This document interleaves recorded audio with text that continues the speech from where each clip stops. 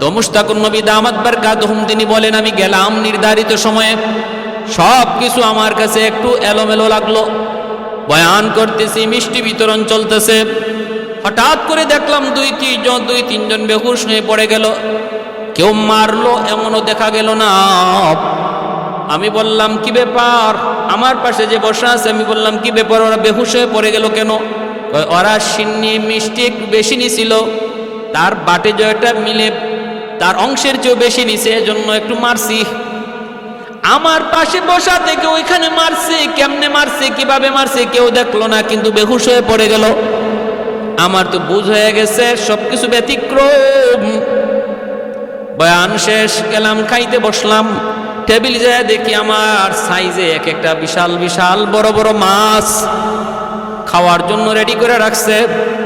এত বড় মাছ আমার বুঝতে বাকি নাই। পরিচয় তাদের সাথে হয়ে গেল, নিজেরাই পরিচয় দিয়ে দিল, হুজুর আমরা মানুষ না, আমরা জিন, আপনার ভক্ত, আপনার ওয়াজ নসিহত শুনতে মন চায়, এজন্য আপনাকে দাওয়াত করে এনেছি। আপনি আমাদের মাঝে দাওয়াত দিয়েছেন, বয়ান পেশ করেছেন। এইবার হুজুরকে রেস্টে রাখার জন্য যখন এক রুমের ভিতরে উনি গেলেন, উনি বলেন, আমি চাইলাম আমাকে একটু মিষ্টি খাওয়াও।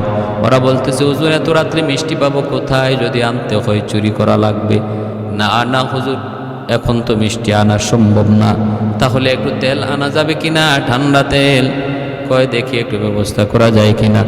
একজনে কিছুক্ষণ পরেই তেল নিয়ে হাজির, ঠান্ডা তেল, ইন্ডিয়ান তেল, একটা লাল কালারের, ওই তেলটা নিয়ে হাজির। আমি বললাম, এই তেল তুমি কোথায় পাইলা? কয় হুজুর বাংলাদেশের কোনো বাজার তো এখন খোলা নাই, কলিকাতার এক বাজার থেকে, এক দোকান থেকে আমি তেলটা নিয়ে আসছি। অল্প সময়ের ভিতরে নিয়ে আসছে তেল। মুশতাকুন নবী দামাত বারকাতুহুম তিনি কথাটা নিজের মুখে বলেছেন। ভাইয়েরা, বন্ধুরা, একজন আমলি মানুষ, বুজুর্গ আল্লাহওয়ালা মানুষকে জিন্নাতরা বড় শ্রদ্ধা করে। এটা জিন্নাতের বৈশিষ্ট্য, তারা আল্লাহওয়ালা মানুষকে বড় শ্রদ্ধা করে, তাদের ভক্ত হয়, তাদের কথা মানে, তাদের খাদেম হয়ে যায়। সিলেটের নুরুদ্দিন ঘরপুরি রহমতুল্লাহ আলাইহি, আমি চুনারুঘাট এলাকায় 7 দিন ব্যাপী তফসির হয়, চুনারুঘাট 7 দিন ব্যাপী তফসির হয় হবিগঞ্জ জেলার। আমি একদিন বয়ান শেষ করলাম, এরকমভাবে কথা উঠলো, হুজুররা বলতেছেন, হুজুর জিনদের ব্যাপারে একটা বাস্তব কারগুজারি শুনেন। আমাদের এই তফসিরে, এই মঞ্চে, আপনি যেই মঞ্চে আজকে বয়ান করলেন, এই মঞ্চে বয়ান পেশ করেছিলেন সিলেটের নুরুদ্দিন ঘরপুরি রহমতুল্লাহ আলাইহি। নাম শুনি না এমন মানুষ কম পাওয়া যাবে, এত বড় বুজুর্গ তিনি এই মঞ্চে বয়ান করেছেন। আমার বয়ানের পর ওনাকে আমরা একটা রেস্টের জন্য, বিশ্রামের জন্য একটা রুম দিলাম। এই রুমে উনি বিশ্রাম নিবেন। গভীর রাত 2টা 2:30 বাজে হঠাৎ করে দেখি হুজুর রুম থেকে বের হয়ে চলে যাইতেছেন। আমরা বললাম, হুজুর কি হয়েছে? ইনি বললেন, আমার ইবাদতে বিঘ্ন ঘটাইছে কে? আমার নামাজের মধ্যে, জিকিরের মধ্যে অসুবিধা ঘটাইল কে? আমি থাকবো না এখানে, চলে যাব এখন মাদ্রাসায়। আমি চলে যাব আমার গড়পুর এলাকায়। সকালবেলায় আমাকে বুখারীর দরস দেওয়া লাগবে, ফজরের পরপরই বুখারীর দরস দেওয়া লাগবে, আমি থাকবো না, চলে যাব। হুজুররা বলতেছেন, আমরা বারবার বলতেছি, হুজুর এত রাত আপনি কেমন করে যাবেন? কোনো ব্যবস্থা তো নাই, গাড়ি নাই, কিছুই তো নাই, আমরা আপনাকে কেমন করে গহরপুর পাঠাবো? আল্লাহর ওলি বলেন, কেমনে যাব তা তো আমি তোমাদের কাছে জানতে চাই নাই। আমি বলছি আমি থাকবো না, চলে যাব। তোমাদেরকে বলছি যে আমার গাড়ি দাও, তোমাদেরকে বলছি আমার বিমান দাও, আমি বলছি যে আমি চলে যাব।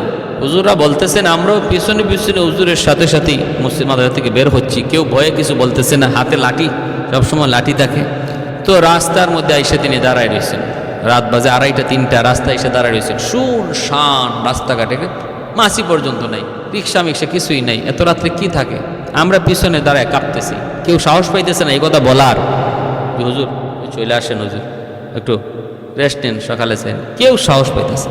হুজুর বলেন, হঠাৎ করে দেখি একটা গাড়ি, সাদা রঙের একটা গাড়ি, শা শা করে ডাইকা হুজুরের সামনে আইসা হাজির, গাড়ি লয়া। আমরা একটু তাকায় দেখলাম, এমন ড্রাইভার আমরা কোনোদিন আমাদের এলাকায় দেখি নাই, এমন চেহারার কোন ড্রাইভার দেখি নাই। সাদা পাগড়ি, সাদা জুব্বা, চেহারাটা তো সুন্দর, সাদা দাড়ি, সাদা জুব্বা, সাদা পাগড়িওয়ালা একজন ড্রাইভার গাড়িটা নিয়ে শা করে হুজুরের সামনে হাজির। আমরা তখন ড্রাইভারের দিকে তাকাইলাম, তাকে বলতেছি, ভাই তুমি কে, কই তোমার গাড়ি থাকে, কোথায় তুমি গাড়ি রাখো, কি পরিচয়? কোনো কথা কয় না, জবাব দেয় না, কারণ আমাদের তো ভয়। আমরা এত রাত্রে হুজুর কি বিদায় দিব, এ কই নিয়ে যাবে, কোন জায়গায় নিয়ে যাবে, মানুষটা কে, একটু ঠিকানাও জানি না, মানুষও চিনি না, ঠিক মতো নিবে কিনা, নাকি হুজুরের কোনো ক্ষতি করবে তাও তো জানি না, ঠিক না? কি করি এখন, কি করি? চিন্তায় পড়ে গেলাম। বারবার বলতেছি, ভাই তুমি কে? এমনি হুজুরে করছেন কি, টান দিয়ে দরজাটা টান দিয়ে খুললেন, কইলাও হুজুরের ভিতরে ঢুকে গেলেন। আমরা আবার আটকাইতে চাইলাম, ভাই তুমি কেডা, একটু পরিচয় দিয়ে যাও। হুজুর কিন্তু একবারও তারে জিজ্ঞান নাই তুমি কে, কই যাইবা, কই লয়ে যাইবা, আমারে কিছুই বলেন নাই। তিনি তো দরজার টান দিয়া গাড়ির ভিতরে ঢুকে পড়ছেন। আমরা গাড়ি যেতে দেই না, বাইরে তুমি কেডা, পরিচয় দিয়ে যাও। তখনই হুজুর আমাদেরকে লাঠি দিয়া ধমক দিয়া বলতেছেন, সরতরা রাস্তা সার। ওরে যে তোমরা এত কথা জিজ্ঞেস করো, জবাব দিবে কেমনে, সে তো মানুষ না, সে হলো জিন। এত কথা জিগায়ও না, ও কেমনে জবাব দিবে, সে তো মানুষ না, সে হলো জিন। আমরা সাথে সাথে সরে গেলাম, সন্ধ্যারা গেল, ভয় পেয়ে গেলাম, আমরা আর কোনো কথা বললাম না। তারপরেই আমরা খবর নিলাম, সকালবেলায় ফোনে খবর নিলাম, হুজুরে ফজরের আগে যায় তিনি মাদ্রাসায় হাজির, ফজরের নামাজ পড়া তিনি বুখারীর দরস দেওয়া শুরু করছে। এই আল্লাহর ওলি নুরউদ্দিন ঘরপুরী রহমতুল্লাহি আলাইহি এত বড় বুজুর্গ, আসরের নামাজ পড়ছেন সিলেটে, মাগরিবের নামাজ পড়ছেন যায় ময়মনসিংহ। বালিয়ার পীর সাহেব রাহিমাহুল্লাহ তার খলিফা, সিলেটের সাথে ময়মনসিংহের একটা ভালো সম্পর্ক। ঘরপুরী রহমতুল্লাহি আলাইহি প্রায় তিনি ময়মনসিংহ আসতেন। আর উস্তাদদের মুখে শুনেছি এমন বহু ঘটনা, বহু নজির। এক ওয়াক্ত তিনি আগে রক্ত পড়ছেন তিনি সিলেট, পরে রক্ত পড়ছেন ময়মনসিংহ, আগে রক্ত পড়ছেন ময়মনসিংহ, পরে রক্ত পড়ছেন সিলেট। কোন বিমানে গেলেন, কোন বিমানে আইলেন, কেউ জানে না, কেউ জানে না। এজন্য এই জিন্নাতরা আল্লাহওয়ালাদেরকে খুব শ্রদ্ধা করে, ওদের খাদেম হয়ে যায়, যেখান থেকে খুশি সেখানে নিয়ে যায়। কোনো বিমান লাগে না, এয়ারলাইন্স লাগে না। ভাইয়েরা বন্ধুরা, জন্য বলতেছিলাম, ভালো করে খেয়াল করে শুনেন রে আল্লাহর বান্দা। আল্লাহ পাক বলেন, ওয়ামা খালাকতুল জিন্না ওয়াল ইনসা ইল্লা লিয়াবুদুন। আমি আল্লাহ মানুষ এবং জিনকে শুধু সৃষ্টি করেছি আমার ইবাদতের জন্য। এজন্যই মুশতাকুন নবী দামাত বারকাতুহুম তিনি বলেন, মুহূর্তের ভিতরে কলকাতা থেকে তার জন্য তারা তেল আইনা দিয়ে দিল। নোয়াখালী লুৎফুর রহমান সাহেব এখনো দুনিয়ায় জীবিত, ওনার জবানেও শুনেছি। রায়পুর আলিয়া মাদ্রাসায় তিনি যখন কামিল পড়েন, ওনার ক্লাসমেট ছিল এক জিন, নাম ছিল সাইফুল ইসলাম। ইনি নিজে বলছেন অনেকদিন পর্যন্ত তার সাথে ওনার সম্পর্ক ছিল, জানতেন না সে জিন। দুজন এক বাড়িতেই লজিং থাকতেন, একই বিছানায় শুয়েছেন বহুদিন। এজন্য বলি, সাবধান, মসজিদের ভিতরে বেয়াদবি করবা না, মসজিদের ভিতরে দুষ্টামি করবা না, মসজিদের ভিতরে আল্লাহর সাথে গুস্তাখি করবা না। কারণ তোমার পাশে যে নামাজে দাঁড়াইছে মানুষের বেশে, মনে কইরো না সে মানুষ, সে জিনও হতে পারে। মাদ্রাসায় তুমি পড়তেছো রে আল্লাহর গোলাম, পাশের ছাত্রটা মনে করতেছো মানুষ, কিন্তু মানুষ নাও হতে পারে, জিনও হতে পারে, সে তোমার ক্ষতি করে ফেলবে। যদি তুমি উস্তাদের সাথে বেয়াদবি করো, কিতাবের সাথে বেয়াদবি করো, মাদ্রাসার সাথে বেয়াদবি করো, অন্যায় কাজ করো, মসজিদে যদি বেয়াদবি করো, ক্ষতি হয়ে যেতে পারে। তো লুৎফুর রহমান সাহেব তিনি কি বলছেন, ইনি বলতেছেন, আমি শুধু আপনাদেরকে দেখাইতেছি যে আল্লাহর কোরআন তো বলে জিন আছে, হাদিস তো বলে জিনের বাস্তবতা আছে, বিজ্ঞান বলে জিন বলতে কিছু নাই, আর বাস্তব কিছু ঘটনা শুনাইতেছি। আল্লাহর কোরআন আর নবীর হাদিসের সাথে বাস্তব কিছু ঘটনা জান্নাতের। ইনি নিজে বলতেছেন, কামিল পরীক্ষা দিলাম, পরীক্ষা দেওয়ার পরপরই সাইফুল ইসলাম নাই। উস্তাদরা বলতেছেন কই গেল। আমরা এখনো বের হই নাই, 1 ঘন্টা বাকি রয়েছে এখন পরীক্ষা দেওয়ার শেষ হওয়ার। এর ভিতরে সাইফুল 1 ঘন্টা আগে পরীক্ষা দিয়ে বের হয়ে গেছে। এখন ব্যাপার কি কই গেল? নোয়াখালী লুৎফুর রহমান সাহেব দামাত বারকাতুহু বহুত বড় একজন আলেম, বহুত বড় একজন চিন্তাবিদ, বহুত বড় একজন গবেষক, মাশাআল্লাহ বৃদ্ধ বয়স পর্যন্ত দিনের খেদমত করতেছেন, সুন্দর সুন্দর কথা বলেন, গবেষণামূলক কথা বলেন, তার কথাগুলো আমার খুব পছন্দ হয়। তো তিনি বলতেছেন, তো এখন সে কোথায় গেল? তালাশ করা শুরু হয়েছে। পরে খবর পাওয়া গেল এই মাদ্রাসার নাজিম সাহেব ইনি সিলেট গেছিলেন একটা কাজে, দরগা মসজিদে মাজার মসজিদে তিনি নামাজ পড়লেন। নামাজ পড়িয়া তিনি সালাম ফিরে দেখেন সাইফুল, কিরে তুমি এখানে আসছো, ঘটনা কি? পরীক্ষা দাও নাই? হ্যাঁ হুজুর আমি তো পরীক্ষা দিছি। পরীক্ষা দিছো মানে? এখনো তো পরীক্ষার টাইম শেষ হয় নাই, আরো 1 ঘন্টা বাকি আছে। এখানে তুমি কেমন করে, সিলেটে কেমন করে? হুজুর এই তো মাত্র আসলাম। তখন গিয়া প্রমাণ হয়েছে সে ধরা খেয়ে গেছে। বল, সত্য করে বল। পরিচয় তখন পাওয়া গেছে সে একজন জিন। সে নিচেও বলেছে জিন, মানুষ নয়। এতদিন পর্যন্ত মানুষের বেশ ধরে আমাদের সাথেই চললো। লুৎফুর রহমান সাহেব বলেন, আমি আরাফার মাঠে হঠাৎ করে দেখি আমারে জড়ায় ধরছে, সালাম দিছে। কে রে তুই? কই ভাই আমারে চিনো না, আমি সাইফুল। বাইরে তুই আমারে স্যার, তোরে তো চিনি, কিন্তু আগে যদি চিনতাম তোরা মিশতাম না, ভয় পাইতাম। এজন্য ভাইয়েরা মনে রাখবেন, আমার জীবনের একটা বাস্তব ঘটনা শোনাই। সিলেটের বালাগঞ্জ এলাকা, নাম শুনেছেন হয়তো বা অনেকেই। ওই বালাগঞ্জে হামসাপুর একটা এলাকা, হামসাপুর কুশিয়ারা নদীর পারে এই গ্রামটা। এই কুশিয়ারা নদীর পারে হামসাপুর একটা মাদ্রাসা আছে, প্রাচীনতম একটা মাদ্রাসা, যেই মাদ্রাসায় রমজান মাসে সরফ নাহু পড়ানো হয়। অনেক দূর দূরান্ত থেকে অনেক ছাত্র সরফ নাহু ট্রেনিং নেওয়ার জন্য তারা পড়তে আসে। এই হামসাপুর মাদ্রাসার এক মুহতামিম আল্লাহর বহুত বড় ওয়ালি, আজ তিনি দুনিয়ায় নাই। তিনি একজন জন্ম অন্ধ ছিলেন, চোখে দেখতেন না তিনি। জন্ম অন্ধ কিনা জানি না, তিনি জন্ম অন্ধ ছিলেন কিনা জানি না, তবে আমরা পাইছি তিনি অন্ধ, চোখে দেখতেন না। কিন্তু বহুত বড় ওয়ালি, বহুত বড় বুজুর্গ, বহুত বড় আলিম। আমি তখন পড়ি সিলেটের কাতিয়া মাদ্রাসায়, জগন্নাথপুর কাতিয়া মাদ্রাসায় পড়ি। কাতিয়ার শেখ সাহেব রাহিমাহুল্লাহ, শায়েখ আমিনুদ্দিন রাহিমাহুল্লাহ, তখন তিনি জীবিত। কুতবুল আলম মুজাহিদ বিল্লাহ কুতবে জমান, আমার শায়েখ ও মুর্শিদ শেখ আমিনুদ্দিন রাহিমাহুল্লাহ, আল্লাহ হজরতের মাকবারাকে জান্নাতের আলা মাকাম বানায় দিন। ঈদুল ফিতরের দিন দুনিয়া থেকে বিদায় নিছে। বহুত বড় বুজুর্গ, বহুত বড় আল্লাহওয়ালা কুতবুল আলম শেখুল ইসলাম হুসাইন আহমদ মাদানী রহমতুল্লাহি আলাইহি কি পরিমাণ ফেদার, কি পরিমাণ পাগল যে ছিলেন আমরা নিজে চোখে দেখছি। ফজরের নামাজটা পড়েই মিম্বরে বসে যেতেন, মিম্বরে বসেই হাউমাউ করে কাঁদতেন আর বলতেন, বাবারা আজ রাত আমি কুতবুল আলমকে স্বপ্নে দেখেছি, আমার মাদ্রাসায় এসেছেন, আমার হাত ধরে মাদ্রাসা ঘুরাইছেন, আর আমাকে বলছেন এখানে এই হবে, ওখানে ওই হবে। কুতবুল আলমের বাতানো অনুযায়ী কাতিয়া মাদ্রাসার দাওরে হাদিস যেখানে হবে, মাতবাহ কোথায় হবে, মসজিদ কোথায় হবে, সেই অনুপাতেই সেই আঙ্গিকেই কাতিয়া মাদ্রাসা তৈরি করা হয়েছে। এতটা পাগল, এতটা আশিক, এতটা দেওয়ানা আমার চোখে আর নজরে পড়ে নাই। শাইখে কাতিয়া রহমতুল্লাহি আলাইহির মতো কুতবুল আলমের প্রতি কি পরিমাণ ভালোবাসা। নামটা শুধু খালি বলতেন কুতবুল আলম, এরপরে আর বলতে পারতেন না, শুধু কান্না আর কান্না, শুধু কাঁদতেন।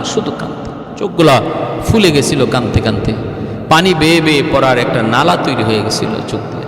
আল্লাহ তোমার ওলিকে তুমি জান্নাতের উঁচু মাকাম দান করো, আল্লাহ তোমার ওলিকে তোমার জান্নাতের উঁচু মাকাম দান করো। প্যারে হাজিরিন, খুব বেশি মায়া করতেন আমাকে, খুব বেশি মায়া করতেন, প্রায় কুলে নিতেন, চুমু খাইতেন। ছোট্ট ছিলাম তখন।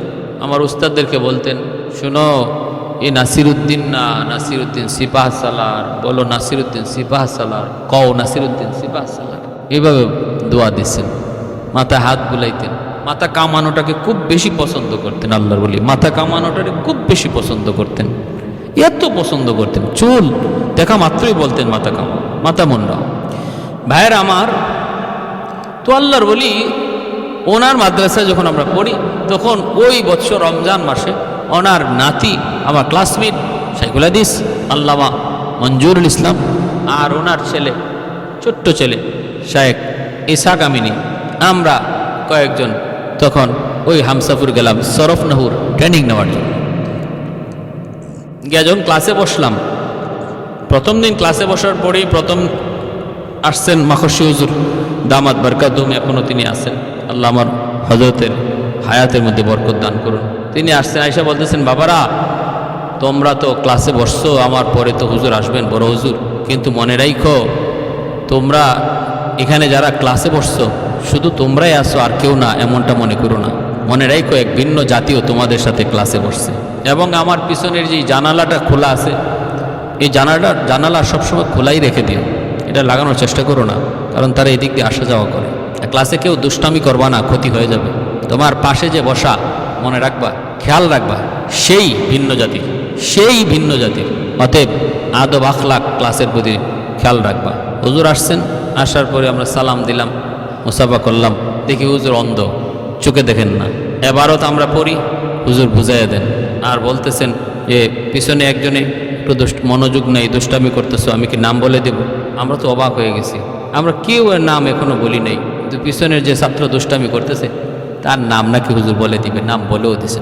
বুঝ হয়ে গেছে আমাদের যে আমরা জেনতেন কোনো একজন আল্লাহওয়ালার সামনে বসি নাই, তিনি শুধু একজন আলেম না, বহুত বড় ওলি, বহুত বড় ওলি।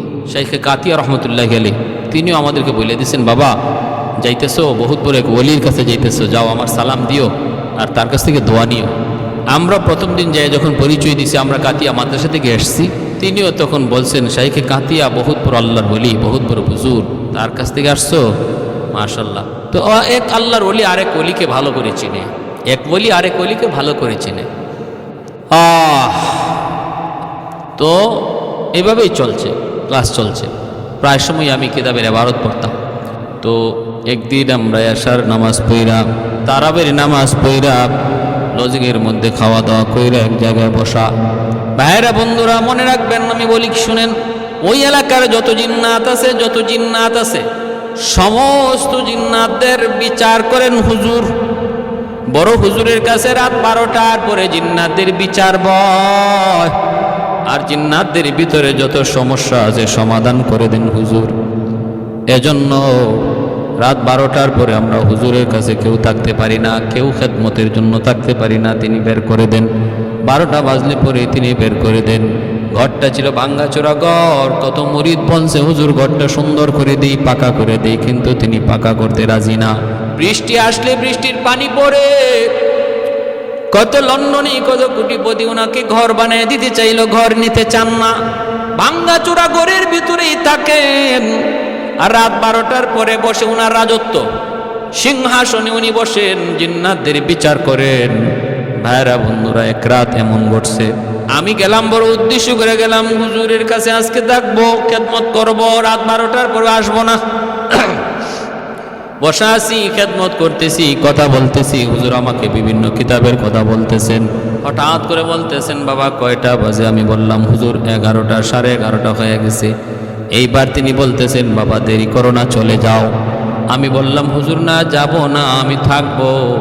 তখন মুচকি হেসে বলতেছেন, বাবা নাসির ভয় পাবা, ভয় পাবা, যদি ভয় না পাইতা তাহলে রাখতাম, তুমি ভয় পাইবা, টিকতে পারবা না, অসুস্থ হয়ে পড়বা, যাও চলে যাও। আমাকে চলে যেতে বললেন, ভালোর জন্য আমি চলে আসলাম। ভাইরা বন্ধুরা মনে রাখবেন, এক রাতে এশার নামাজ পড়ার পর আমরা একটা ঘরের মধ্যে বসে বসে গল্প করতেছিলাম, আমি আর শাইখে কাতিয়া রহমতুল্লাহ আলাইহির ছেলে নাতি, আর আমরা আরো কয়েকজন ক্লাসমেট একত্রে বসে গল্প করি। ওই অবস্থায় হুজুরের বড় হুজুরের মেয়ের জামাতা তিনিও আসছেন, আমাদের সাথে বৈশা গল্পতে শরীক হলেন। এর ভিতরে শাইখে কাতিয়া রহমতুল্লাহ আলাইহির ছোট্ট ছেলে শাইখ ইসহাক পাশেই গেছে, ঘর থেকে বের হয়ে প্রস্রাব করবে। যেখানে জঙ্গল ছিল, জঙ্গলের পাশেই ছিল প্রস্রাবখানা। ঘর থেকে বের হয়ে এসে প্রস্রাব করতে বসছে, দেয়াল আছে, দেয়ালের পাশেই বসছে।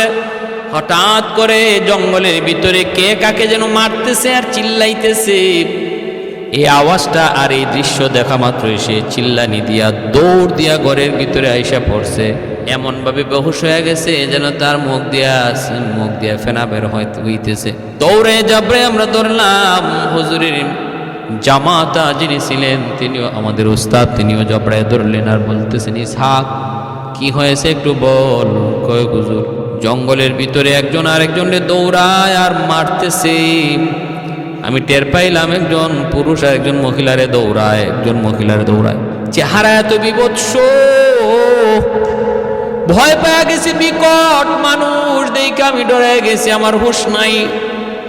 এইবার আমরা দেখলাম কি হুজুরের জামাতা তিনি ওই জঙ্গলের সামনে যেয়ে দাঁড়ালেন, দাঁড়ায় বলতেছেন, এ হারামির দল শোনো, আব্বা কত করে তোদের কি বুঝাইলেন, কত করে বলে দিলেন নবীর মেহমানরা রমজান মাসে তারা এলেম শিকার জন্য আসে, তালেবে এলেমরা, ওদের যেন কোনো ক্ষতি না হয়, ওদের যেন কোনো ভয় না পায়, এইভাবে তোরা চলবি, তাদের কোনো ক্ষতি করবি না, তোরা এই ব্যাপারে আব্বার কাছে ওয়াদাবদ্ধ। তাহলে আজকে কেন তোদের আচরণ এসে ভয় পাইল? বিচার হবে, উপযুক্ত বিচার হবে। জঙ্গলের সামনে দাঁড়ায় তিনি একটা ভাষণ দিলেন, ভাষণ আমি শুধু তামসা দেখলাম, একদিকে ভয় পাইতেছি, ভিতর সহ কাঁপতেছে, আর একদিকে দিকে তামসা। উনি জঙ্গলের সামনে দাঁড়ায় ভাষণ দেয়, মানুষ ভাষণ দেয় মানুষের সামনে, আর ইনি ভাষণ দিতেছে জঙ্গলের সামনে। এরপর এসে বলতেছে যে আর এমন হবে না, যাক কালকে বিচার হবে, আব্বা বিচার করবে। ফজরের সময় আমি বেরোইছি, মসজিদে যাব। হুজুরের বড় হুজুরের ঘর থেকে মসজিদটা একটু দূরে, জমির আইল দিয়ে যেতে হয়। তো আমি যাওয়া মাত্রই দেখি হুজুরেও মসজিদে যাইতেছেন, আমি পিছনে। তো আমি তাড়াতাড়ি দ্রুত যাই, হুজুর লাঠিতে এমনি বর দিয়া রাস্তা মেপে মেপে মসজিদে চলে যেতেন। চোখে দেখেন না, কিন্তু লাঠি দিয়ে আন্দাজ করে করে রাস্তা বের করে চলে যেতেন। আমি পিছন থেকে দৌড় দিয়ে যাই, সালাম করে যাইতে বলতেছেন, নাসির আসছো? আমি জি হুজুর। গিয়ে হাত ধরলাম, হাত ধরে সামনে নিতেছি, মসজিদে নিয়ে যাচ্ছি ধরে ধরে। আমাকে বলতেছেন, বাবা গত রাত কি হলো, গত রাত কি ঘটলো, গত রাত কি সমস্যা হলো একটু বলো। আমার তো খবর হয়ে গেছে, ঘটনা কি খবর হুজুরে কে শোনাইলো? কেউ তো আমাদের পাশ থেকে কেউ তো হুজুরের কাছে এখনো আসে নাই। আমরা তো ভাবছিলাম ফজরের পরে সকালবেলা যায় হুজুরকে ঘটনা খুলে বলবো, তাহলে আমাদের আগে কে ঘটনা হুজুরকে শোনায় দিল? আমি বললাম, হুজুর ইসহাক আমিনী ভয় পাইছে প্রস্রাব করতে যাইয়া। হুজুর বলতেছেন, বাবা এত রাত্রে গল্প করো কেন, এত রাত্রে সজাগ থাকো কেন? এত রাত্রে সজাগ থাকতে নাই। আমার কাছে ওরা আসছিল, মাপ চাইছে, 1000 বার মাপ চাইছে, আর বলছে তারা খেয়াল করে নাই, প্রস্রাব করতেছিল ওয়ালের আড়ালে, এজন্য তারা টের পায় নাই, দেখে নাই, তাই একজন আর একজনকে স্বামী স্ত্রীকে মারতেছিল। যদি তারা দেখতো এখানে তালেবে এলেম আছে, তার সামনে এমন কাজ তারা করতো না, তারা মাপ চাইছে, আর এমন হবে না। কিন্তু বাবা আমার একটা আবদার হলো, তোমরা আর এত রাত পর্যন্ত জায়গা থাইকো না, এত রাত জায়গা থাকা ভালো না। ভাইরা আমার জন্য বলতেছিলাম, ওই এলাকার সমস্ত জিন্নাতের বিচার হুজুর করতেন। আজকে হুজুর দুনিয়ায় নাই, প্রায় আমি হামসাবর গেলে পরে হুজুরের জন্য দোয়া করে আসি, কবর জিয়ারত করে আসি। ভাইরা এজন্য বলতেছিলাম, জিন্নাতদের একটা বিশেষ বৈশিষ্ট্য হলো, জিন্নাতরা আল্লাহওয়ালাদেরকে বড় শ্রদ্ধা করে, খাঁটি আল্লাহওয়ালাদেরকে বড় শ্রদ্ধা করে, তাদেরকে শ্রদ্ধার নজরে দেখে তাদের খাদেম হয়। সদস্য হুজুর শামসুল ফরিদপুরি রহমতুল্লাহ আলাইহি গহরডাঙ্গায় যার বাড়ি, ঢাকা থেকে তিনি গহরডাঙ্গা যাবেন, নদীর মধ্যে নৌকা চলে, নৌকা উঠলেন, আরো কয়েকজন প্যাসেঞ্জার উঠলো, যাত্রী উঠলো। নৌকাওয়ালা হুজুরকে ভালো করে চিনে। এগুলা সব বাস্তব ঘটনা বলতেছি, এগুলা বানানো ঘটনা নয়, কাল্পনিক কোনো ঘটনা নয়। প্রত্যেকটা ঘটনার পিছনে বড় বড় দলিল আছে, প্রমাণ আছে, মাঝখানে বড় কোনো ভায়া নাই। শামসুল ফরিদপুরি রহমতুল্লাহ আলাইহি গহরডাঙ্গা নদীতে নৌকা চলে, নৌকা উঠলেন, যাত্রী আরো উঠলো। মাঝিওয়ালা হুজুরকে চিনে, হুজুরের ঘাট অনেক দূরে, রাত বাজে 2টা। ওই অবস্থায় নৌকা চলছে, ঘাটে ঘাটে লোকজন নামলো, উঠছেন তো নৌকায় হয়তো 10, 11টা 12টায়, চলতে চলতে 2টা বেজে গেল, আরো সময় লাগবে হুজুরের ঘাটে যাইতে। ওই অবস্থায় হুজুর বলতেছেন, বাবা আমাকে এখানে নামায়া দে, আমার এই ঘাটে নামায় দিলে এখান থেকে আমি বাড়ি পর্যন্ত যেতে পারবো। মাঝখানে একটা হাওর বাড়ি দিতে হয়, ওই হাওরটা পায়ে হেঁটে আমি বাড়ি চলে যাব। মাঝি কয়, হুজুর এটা কোন কি হাওর, কেন আপনি একা একা রাতের অন্ধকারে হাঁটবেন? নৌকা তো আপনার ঘাট পর্যন্ত যাবে, আপনি কেন এই জায়গায় নামবেন? হুজুর বলতেছেন, বাবা এত কথা বলিস না, আমাকে এখানে নামায়া দে। তুই এত কথা বলবি না, তুই বুঝবি না, আমাকে নামায়া দে। মাঝিওয়ালা হুজুরকে চিনতো, হুজুরকে জানতো, এখানে নামায়া দিল। আল্লাহর ওলিকে নামায়া দেওয়ার পর মাঝিওয়ালা সে বলতেছে আমিও পিছনে পিছনে যাত্রা শুরু করলাম, দেখি হুজুর এখানে কেন নামলেন, কি জন্য তিনি নামলেন। কিছু দূর যাবার পর মাঝি বলতেছে আমি দেখলাম হুজুর আর একা না, হুজুরের সাথে অসংখ্য অগণিত মানুষ দেখা যায়, এক একজনে এক এক কথা জিগায়, হুজুর এক এক জবাব দেয়, এক একজনে এক এক কথা জিগায়, হুজুর জবাব দেয়। এইভাবে তিনি যাইতেছেন, আমার তো কলিজায় পানি নাই, আমি তো একদম ভয়ে অস্থির হয়ে গেছি। ঘরের সামনে যায় হুজুর যখন ঢুকবেন আর কেউ নাই, আমি যা সালাম দিলাম, হুজুর কয় কিরে তুই? কয় হুজুর আমি তো পিছনে পিছনে আইছি দেখার জন্য। কি দেখলি? কয় হুজুর কি যে দেখছি আমি তো বলতে পারবো না, কলিজা শুকায় গেছে। কারা এরা, কারা এরা, এদের পরিচয় কি? এরা তো আপনার সাথে নৌকায় ছিল না, এরা কোত্থেকে আসলো? তিনি বলতেছেন বাবা তাহলে শুন, তুই যখন দেখেই ফেলেছ তাহলে শুন রে বাবা। ঘটনা হয়েছে এরা হলো এই এলাকার জিন্নাতের সর্দার, যে এসে নৌকার মাঝে আইসা আমার কানে কানে বলছে হুজুর আপনি এই জায়গায় নামে যান, হাওরটা আপনি পায়ে হেঁটে যান, আমরা আপনাকে পাহারা দিয়া দিয়া বাড়ি পর্যন্ত পৌঁছে দেব। আর এর ভিতরে আমাদের কিছু জানার আছে, মাসালা জানার আছে, আমাদের ভিতরে কিছু বিবাদ আছে, মীমাংসা করা লাগবে। একজন আর একজনের সাথে ঝগড়াঝাটি হয়েছে, মীমাংসা আপনার করতে হবে। হুজুর আপনার বিচার সবাই এক বাক্যে মেনে নিবে, মাসালা মাসাইল আপনার কাছ থেকে জেনে নিব। এই বইলা আমাকে তারা নামাইছে, তারা আমাকে আমানতদারির সাথে পৌঁছে দিছে। সমস্যা যা ছিল সমাধান করে দিছি, মাসালা যা জানার ছিল আমি তা জানাই দিছি। এজন্যই ভাইয়েরা বন্ধুরা, এজন্য বলতেছিলাম এই জিন্নাতরা, এদের মধ্যে বিয়ে শাদীও হয়, বংশ বিস্তারও হয়, এই জিন্নাতদের ভিতরে বংশ বিস্তারও হয়। আল্লাহ পাক রব্বুল আলামিন পবিত্র কোরআনের সূরা রহমানে বলেন ফীহিন্না কাসিরাতুত তরফি লাম ইয়াতমিসুহুন্না ইনসুন ক্বাবলাহুম ওয়ালা জান। আল্লাহ পাক রব্বুল আলামিন জান্নাতের হুরদের ব্যাপারে বলেন, হুরেরা হলো এমন, এই হুরদেরকে জান্নাতীরা জান্নাতে যখন পাবে এর আগে তাদেরকে কোনো মানুষ স্পর্শ করে নাই, কোনো জিন্নাত স্পর্শ করে নাই। তাহলে আল্লাহ পাকের এই কথায় বোঝা গেল মানুষ যেমনভাবে মানুষ স্বামী স্ত্রীর মধ্যে মিলন হয়, জিন্নাতের মধ্যেও এমন মিলন হয়। জিন্নাতের মধ্যে বিয়ে শাদী হয়, আর এর দ্বারা তাদের মধ্যেও সন্তানাদিও হয়, সন্তানাদিও বিয়ে শাদীর মাধ্যমে হয়। আর একায়াতে আল্লাহ পাক রব্বুল আলামিন সন্তানাদির কথাও বলেছেন। ক্ষমতা কেমন? ক্ষমতা হলো এরা যে কোনো মুহূর্তে যে কোনো সুরত ধরতে পারে, তারপরে যেখানে ইচ্ছা সেখানে চলে যেতে পারে, তারপরে বড় বড় স্থাপনা তৈরি করতে পারে, মানুষের অন্তরে ওয়াসওয়াসা দিতে পারে, মানুষের অন্তরে ওয়াসওয়াসা দিতে পারে এই জিন্নাতে। এবং দুর্বলতা কি? দুর্বলতা হলো এরা একটা নির্দিষ্ট সীমানা পর্যন্ত উপরে উঠতে পারে, এর বেশি উপরে উঠতে পারে না। নবীদের মতো মুজিজা জিন্নাত পারে না। আর তাদের বহুত বড় দুর্বলতা হলো এরা আল্লাহওয়ালাদেরকে বড় ভয় পায়। রশিদ আহমদ গাঙ্গুহি রহমতুল্লাহি আলাইহি এক বিরান ভূমি, একটা বাড়ি, যেই বাড়িতে কোনো মানুষ নাই, শুনশান, এই বাড়িতে তিনি গেলেন।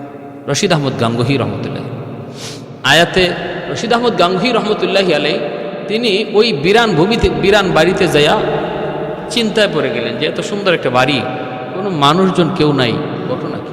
আচ্ছা 2 রাকাত নামাজ পড়ি। তিনি ওই 2 রাকাত নামাজ পড়লেন। 2 রাকাত নামাজ পড়া তিনি এবার সালাম ফিরাইয়া খালি আল্লাহর কাছে মুনাজাত করবেন। এমনি দেখা যায় মানুষ বেশে একটা লোক ওনার পাশে এসে কাঁদতেছে। তিনি বলতেছেন, কে তুমি, কেন কান্না করো? হুজুর আমি আপনার কাছে মাপ চাইতে এসেছি, মাপ চাইতে এসেছি। কেন মাপ চাইতে এসেছ? কয় হুজুর আমি এই বাড়ির মানুষগুলাকে বাড়িতে থাকতে দেই নাই, এদের 2-3টা সন্তানকে আমি এই পুকুরের পানিতে ফেলায় মারছি, এবং রাতের বেলা তাদেরকে ডর দেখাই, ভয় দেখাই, যে বিধায় তারা বাড়ি ছাইরা অন্যত্র চলে গেছে। এই বাড়িটা ছিল হিন্দু বাড়ি, বাড়ির মালিক ছিল হিন্দু, এরা অন্যত্র চলে গেছে, এই বাড়ি ছেড়ে চলে গেছে। এখন এই বাড়িতে আমি থাকি, এখন আমার ভয় হইতেছে, আপনি নামাজ পড়ে যদি আল্লাহর কাছে জিজ্ঞেস করেন মালিক এই বাড়ির মালিক কোথায়, বাড়ির মানুষ কোথায়, তাহলে আমার অপরাধ ধরা পড়ে যাবে, আমি তো অপরাধী ধরা পড়ে যাব। আমার তো বিচার হবে, এই ভয়ে আমি আপনার কাছে সাথে সাথে আমার অপরাধের কথা স্বীকার করে নিছি। হুজুর আমি তওবা করলাম, আপনি আর হাত উঠে আল্লাহর কাছে জানতে চাইেন না, আমি এখন থেকে এই এলাকা ছেড়ে চলে যাব, এই বাড়ি ছেড়ে চলে যাব, আমি আর কোনোদিনই বাড়িতে আসবো না। হুজুর আপনি আমাকে মাফ করেন। হুজুর বলেন তুমি থাকো, বাড়িওয়ালাকে ডাকি, ওর কাছে মাপ চাও, তারপরে চলে যাও, ওরা যেন আর কোনো ভয় না পায়। বাড়িওয়ালাকে ডাকলেন, ডাইকা তিনি কারণ জানতে চাইলেন। বাড়িওয়ালা কয় আমার 3টা সন্তান এরকম পানিতে বইরা মারা গেছে। বলতেছে মারছে এ হলো জিন, তোমাদের কাছে মাপ চাইতেছে, আর জীবনে কোনোদিন এই বাড়িতে আসবে না, এই বাড়ির মানুষের সাথে বেয়াদবি করবে না, তোমরা এই বাড়িতে নিশ্চিন্তে নিরাপদে থাকতে পারো। এই কথা বলার পর ওই বাড়িতে এই মানুষগুলা থাকলো, আর হিন্দু মানুষগুলা সাথে সাথে রশিদ আহমদ গাঙ্গুহি রহমতুল্লাহি আলাইহির হাতে হাত রেখে কালেমা পড়ে মুসলমান হয়ে গেল। সব কালেমা পড়ে মুসলমান হয়ে গেছে। ভাইরা আমার, এজন্য বলতেছিলাম এই জিন্নাতরা এরা মানুষ বিস্তার করে, বংশ বিস্তার করে, বিয়ে শাদী ওদের আছে, কিন্তু ধরনটা কেমন সেটা কোরআন হাদিসের কোথাও পাওয়া যায় না। পোশাক আশাকও পরে, খাওয়া দাওয়াও করে, বাসস্থানও আছে, খাওয়া দাওয়া আছে। হাদিস আল্লাহ নবী বলেন মানুষ যখন ঘরের ভিতরে বিসমিল্লাহ সারা ঢুকে, সালাম সারা ঢুকে, তখন এই ঘরের মধ্যে তার সাথে জিন্নাতও ঢুকে। হাদিস শরীফ আল্লাহ নবী বলেন যে মানুষ খানা খাইতে বসে বিসমিল্লাহ সারা খানা খায়, তার সাথে এই জিন্নাতও খানা খায়। তাহলে জিন্নাতদের থাকার জায়গাও আমরা পাইলাম, যে ঘরের মধ্যে সালাম সারা বিসমিল্লাহ সারা ঘরে ঢুকে ঘরের মালিক, এই ঘরটার মধ্যে জিন থাকে, খারাপ জিনদের বসতি হয়। আর যেই ঘরের মধ্যে ঘরের মালিক বিসমিল্লাহ আর সালাম দিয়ে ঢুকবে, ফতোয়ায় স্বামীতে লিখেন এই ঘরের জীবনে কোনোদিন জিনভূতের আসর থাকবে না, জিনভূতের অবস্থান থাকবে না। সূরা বাকারার যে ঘরে বেশি বেশি তেলাওয়াত হবে, সূরা বাকারার শেষের 10 আয়াত যে ঘরে বেশি বেশি তেলাওয়াত হবে, এই ঘরে জিনভূতের আসর থাকবে না। প্রতিটা ঘরে জিনের আসর থাকে, জিন থাকে, তবে তাদের বেশিরভাগ বসতি থাকে জঙ্গলে, আর বেশিরভাগ বসতি থাকে এরকমভাবে সমুদ্রে, সাগরে। মানুষের বসতি তো থাকে, তবে যে সমস্ত আর খানাও খায়, জিন্নাতরা খানা খায়। এক হাদিসে আল্লাহ নবী বলেন আমরা যে হাড্ডি খানা খেয়ে যে হাড্ডি ফালাই, এই হাড্ডিটাও জিন্নাতদের খাবার। আল্লাহ রসুল এই হাড্ডি দিয়ে ইস্তেঞ্জা করতে নিষেধ করেছেন, কারণ এই হাড্ডি জিনের খাবার। তাহলে এদের খানাও ভিন্ন, এদের খানা ভিন্ন। প্যারে হাজিরিন, কিন্তু শরীয়ত এদের উপরে আছে, হালাল হারামের বিধান আছে, জায়েজ নাজায়েজের বিধান আছে, এদের উপরে জায়েজ নাজায়েজের বিধান আছে। আল্লাহ রসুল বলেন প্রত্যেকটা মানুষের সাথেই একটা খারাপ জিন থাকে, প্রত্যেকটা মানুষের সাথে। খারাপ জিনকেই আমরা কি বলি? এই ভূত বলি। ভূত, ওই যে ভূত হলো জিনের ভিতরে যে জিনগুলা খারাপ, এদেরকে আমরা ভূত বলি। পুরুষটারে আর মহিলাটারে প্রেতনি বলি, মহিলা খারাপ জিনটারে প্রেতনি বলি। আর এটা হাদিসের ভাষায় এই খারাপ জিনের নাম হলো ইফরিত, খুব শক্তিশালী হয় খারাপ জিন। এবং এদের ভিতরে সবচেয়ে খারাপ যে জিনটা, এর নাম হলো মারিদ। এই খারাপ জিনগুলাই এরা আকাশে একদম উপরে উইটা ফেরেশতাদের কথাবার্তা শুই না আইয়া তাদের জমিনের মিত্রগুলাকে বইলা দেয় আগামীকাল কি হইব না হইব। এতে করে মনে করে জিন্নাতরা গায়েব জানে। জিন্নাতরা গায়েব জানে না, মানুষও গায়েব জানে না, গায়েব জানেন শুধুমাত্র আল্লাহ, কোনো নবীও গায়েব জানেন না। এই জিন্নাতরা এটা করতো। তখন আল্লাহ পাক রব্বুল আলামিন নক্ষত্রের মাধ্যমে ওদেরকে কুড়া মারতেন, কুড়া মারার বিধান করলেন, এতে করে আর তারা উপরে উঠতে পারে না। কারিন নামক এক জিন, কারিন নামক খারাপ এক জিন, সে প্রতিটা মানুষের সাথে থাকে। আল্লাহ নবী রহমতের নবী বলেন প্রত্যেকের সাথেই এমন খারাপ একটা জিন আছে, খারাপ শয়তান আছে। সাহাবীরা জিজ্ঞেস করেন নবী গো আপনার সাথেও কি আছে? নবী বলেন আমার সাথেও আছে, তবে আমার সাথে যেই জিন আছে সেই জিন আর জিন নাই, সে মুসলমান হয়ে গেছে, সে আর খারাপ নাই, সে ভালো হয়ে গেছে, সে আর দুশ্মন নাই, সে আমার বন্ধু হয়ে গেছে। শুধু নাই আমার উমরের সাথে কোনো জিন নাই, উমরের সাথে কোনো শয়তান নাই, আর নতুবা সবার সাথে আছে, আমার সাথেও আছে, তবে আমারটা ভালো হইয়া অলি হয়ে গেছে, আমারে কোনো খারাপ করতে পারে না। আর শাইতানু ইয়াজরি মাজরাদ দাম, ইবলিস এই জিন জাতির ভিতর থেকে, ইবলিস জিন জাতির ভিতর থেকে, ইবলিস এই জিন জাতির ভিতর থেকেই ছিল।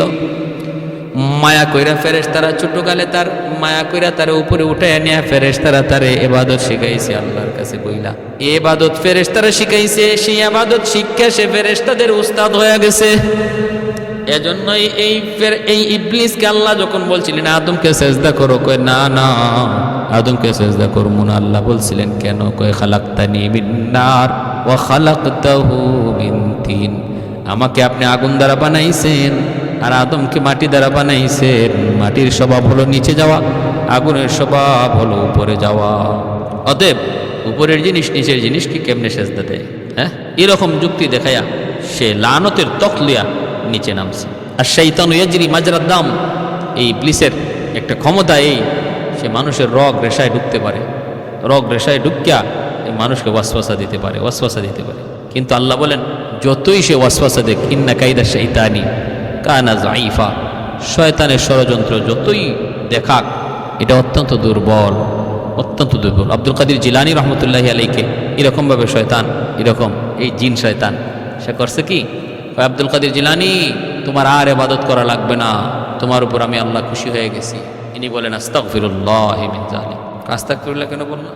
আরে ইবাদত করার কথা আল্লাহ তার নবীর কয় হাত্তা ইয়াতিয়াকাল ইয়াকিন ওয়া'বুদ রাব্বাকা হাত্তা ইয়াতিয়াকাল ইয়াকিন। আমি আল্লাহর ইবাদত করো মরণ পর্যন্ত। যেখানে নবীর আল্লাহ কয় ইবাদত করো মরণ পর্যন্ত, ইবাদতের পেনশন দেয় না, তুমি আমারে পেনশন দিয়া দিলা, তাহলে তুমি আল্লাহ না, তুমি ইবলিস। তখন ইবলিসে কয় বুঝছি আব্দুল কাদির তোমার এলেম তোমারে আজকে বাঁচাইয়া দিল, তোমার মতো এমন কত বুজুর্গ করে আমি ইবলিস ধরা খাওয়াইয়া দিছি, আজকে তোমার এলেম তোমারে বাঁচাইয়া দিল। আব্দুল কাদের জিলানী বলেন আস্তাগফিরুল্লাহ মিন যালিক, তোর ষড়যন্ত্র থেকে আমি আল্লাহর কাছে রেহাই চাই। কয় এখন আবার কি করলাম? কয় এখন আরো বড়টা করছো, আগেরটা ছোট আসলে এখন একটা বড়। আমার এলেম আমাকে রেহাই দেয় নাই, আমাকে রেহাই দিয়েছেন, মুক্তি দিয়েছেন আমার আল্লাহ, আমার আল্লাহ। মুফাসসিরিনে কেরাম বলেন, সুফিয়ানে কেরাম বলেন শয়তানের বড় হামলাটা ছিল আগেরটার চেয়ে বড় জটিল হামলা। এটাও আব্দুল কাদের জিলানী রাহমাতুল্লাহ আলাইহি আল্লাহর রহমতে বুঝে গেছেন। এজন্য আল্লাহ বলছে ইন্না কাইদা শাইতানি কানা যাইফা, শয়তানের যত ষড়যন্ত্রই তুমি দেখো এটা তোমার জন্য অত্যন্ত দুর্বল। তুমি শয়তানের ষড়যন্ত্রকে দুর্বলই জানো, তুমি আল্লাহর দিকে সর্বদা আল্লাহর দিকে মুখামুখি থাকো।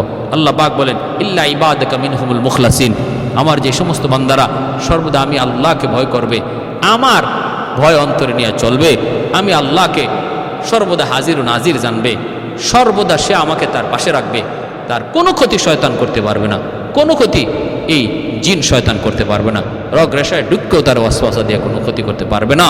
আমি আল্লাহ তার হেফাজত করব, আমি আল্লাহ তার হেফাজত করব।